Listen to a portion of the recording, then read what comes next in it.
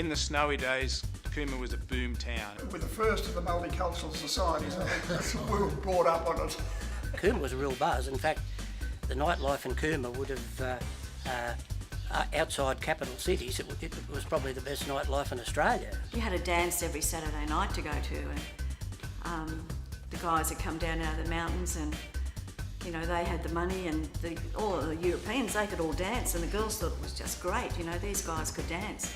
I can remember walking past here as a young schoolgirl trying to peer through these blackened out windows to try and see what was in the Savoy, the biggest nightclub in Cooma.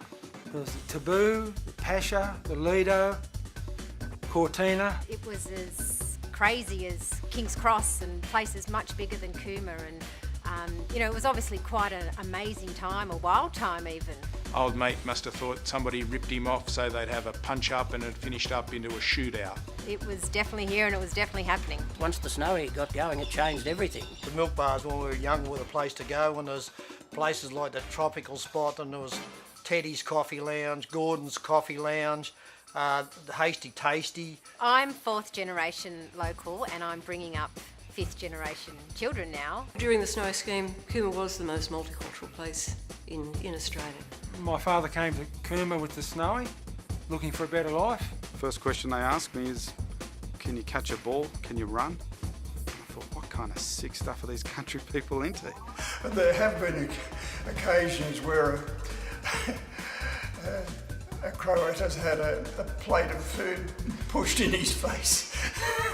Cars have been a huge part of life on the Monero, well before the snowy days and obviously well after. There was always this bit of racing between the Italians and their Fiats and the guys in their Aussie cars. They'd been driving around town chucking penny bungers out the windows as they went, and these things are about, and it's like mini sticks of dynamite. He thought his Valiant Pacer was going to be the first car to top the Sharp Street Hill at 100 mile an hour, and he did. Cooma for us is just not just home or feeling like home for it was for our parents, it became our home. In Cooma there really is so much to love.